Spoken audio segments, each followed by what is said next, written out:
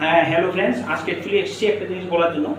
এই দেখুন, আমার কাছে একটা নিউবর্ন বেবি, 2 ডেজের একটা বেবি। ওর মার কমপ্লেন ছিল যে ও ঠিক করে দুধ খেতে পারছে না, শাক করতে পারছে না।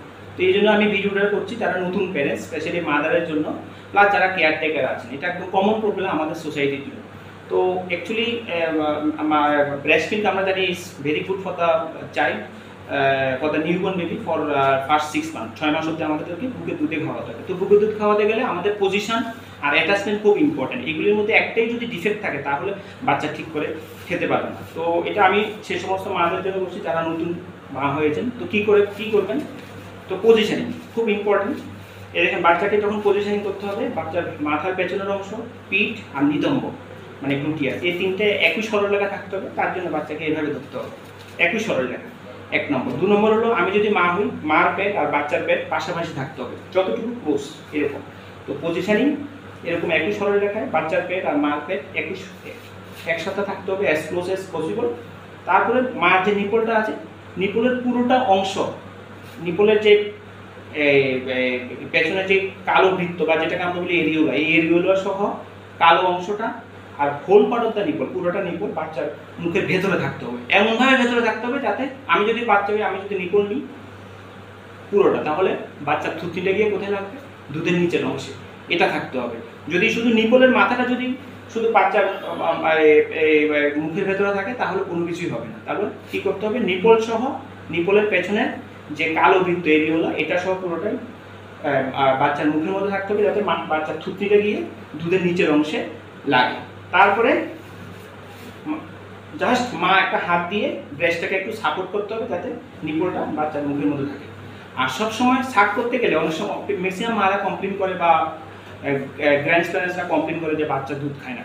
আসলে দেখি কি তখন 1-2 শাক করে, আবার কিছুক্ষণ চুপচাপ থাকে, আবার 1-2 শাক করে, আবার কিছুক্ষণ চুপচাপ থাকে, মানে অন্য বাচ্চার মতো কন্টিনিউ খায় না। তো আমি বলতে চাইছি দিস ইজ নর্মাল, কারণ নিউবর্ন বেবি, যারা নতুন বেবি, ওরা কিন্তু এভাবেই শাক করবে, এইভাবেই দুধ খাবে। ওরা একবার শাক, দুবার শাক করবে, তারপর পজ, মানে কিছুক্ষণ চুপচাপ থাকবে, আবার একবার দুবার শাক করবে, আবার কিছুক্ষণ পজ, এভাবেই কিছুক্ষণ করে আস্তে ছেড়ে দেবে যখন ওরা স্যাটিসফাই করবে। তো দিস ইজ নর্মাল। তাহলে কি করতে হবে? পজিশনিং ইজ ইম্পর্টেন্ট, পজিশনটা খুব ইম্পর্টেন্ট। পেছনের অংশ একই সরল দেখায়, এই জন্য এইভাবে ধরতে হবে। হ্যাঁ, মাথাটা এখানে আর এই হাতটা দিয়ে নিতম্বটাকে সাপোর্ট করতে হবে, একই সরল রেখা। এভাবে না, দেখুন একই সরল রেখা হয়নি। যদি একই সরল রেখা না হয় তাহলে বাচ্চার দুধ টানতে পারবে। তাহলে একই সরল রেখা থাকতে হবে। তারপরে বাচ্চার পেট, মার পেট পাশাপাশি থাকতে হবে। তারপর ব্রেস্টকে একটু সাপোর্ট দিয়ে নিপলটা দিয়ে এখানে টাচ করতে হবে। টাচ করলে যখন বাচ্চা খেতে চাইবে হা করবে, হা করলে তখন এই নিপলটা, মার নিপলটা পুরো এরিওলা সহ কালো বৃত্ত সহ বাচ্চার মুখের মধ্যে ঢুকাতে হবে। তারপরে এটাকে একটু সাপোর্ট দিতে হবে যাতে বাচ্চার থুতনিটা দিয়ে যাতে দুধের মধ্যে লাগে। তারপর ধরে রাখতে হবে, কিছু করতে হবে না। অনেক সময় আমরা দেখি বাড়ি করে যে বাচ্চা খাচ্ছে না, তখন আমরা কী করি? দুধ খাওয়াচ্ছি। এটা একদম কমন, এমন কখনোই করা উচিত না। যেমন আমরা কোনো কিছু খাই, পেছন থেকে যদি আমাদের মাথাটাকে এমন করে, আমরা খেতে পারবো? ঠাকুমা খেতে পারবো না, অসুবিধা। তো বাচ্চা কিন্তু এরকম কোনো সময় কিছু করবে না। হ্যাঁ, একটু ধৈর্য ধরতে হবে, ঠিক আছে? জাস্ট এরকম। আর সবসময় অল্টারনেট করে খাওয়াতে হবে, মানে আর এখন যদি বাঁ দিকের ব্রেস্টটা খাওয়া হয়, নেক্সট ফিডিংয়ের সময় ডান দিকে। তো ডান দিকের সময় কী করবেন? সেম জিনিস, এইভাবে ঘুরিয়ে নেবেন। ঘুরিয়ে এই মাথাটার পেছনের অংশ এখানে রাখবেন, হাত দিয়ে নিতম্বটা সাপোর্ট করবেন। এই দেখুন একই সরল লেখা। তারপর মার পেট, বাচ্চার পেট পাশাপাশি এভাবে রাখতে হবে।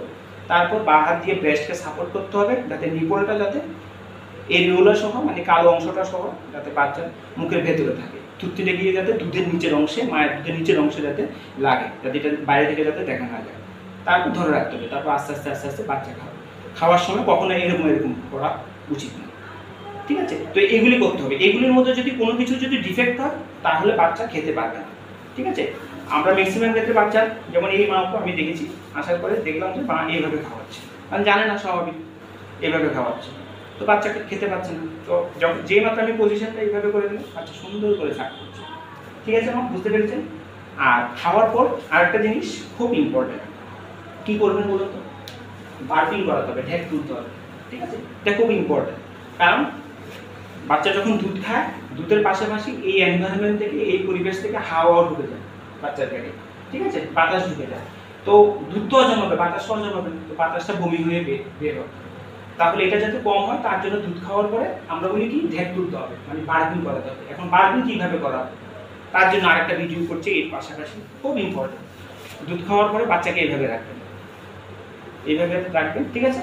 এইভাবে রেখে জাস্ট মেরুদণ্ডটা আছে, স্পাইনাল কর্ডটা এখানে, মেরুদণ্ডটার মধ্যে এরকম করবে, অথবা নিচের থেকে উপরে, কারণ ও ঢেক তুলবে, তারপর নিচের থেকে উপরে বাতাসটা বার করতে হবে।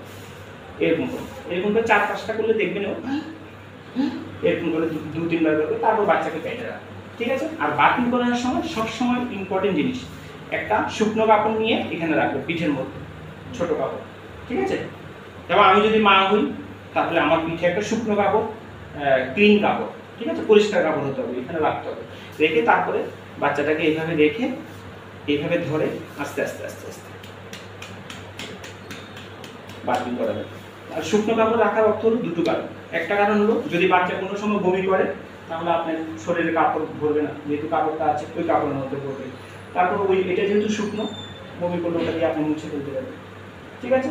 তারপরে এরকম, ঠিক আছে? প্রত্যেকবারে দুধ খাওয়ার পর বার্পিং ইম্পর্টেন্ট, ঠিক আছে? বার্পিংটা হলো যে হাওয়াটা ঢুকছে এই হাওয়াটা বার করতে হবে, ঠিক আছে? এটা খুব কেয়ারফুলি থাকতে হবে প্রথম 1.5-2 মাস, ঠিক আছে? বুঝতে পারলেন? এভাবেও করতে পারেন বা এইভাবেও করতে পারেন, ঠিক আছে? অথবা কোনো অসুবিধা হলে আপনি বসে করতে পারেন। যা দুধ খাওয়ানো শেষ হলো এইভাবে রাখবেন, একটা কাপড় এখানে রাখতে পারেন, এদিকে রাখতে পারেন। দেখুন, ধরুন আপনি একা আছেন বাড়িতে, কেউ নেই, ঠিক আছে?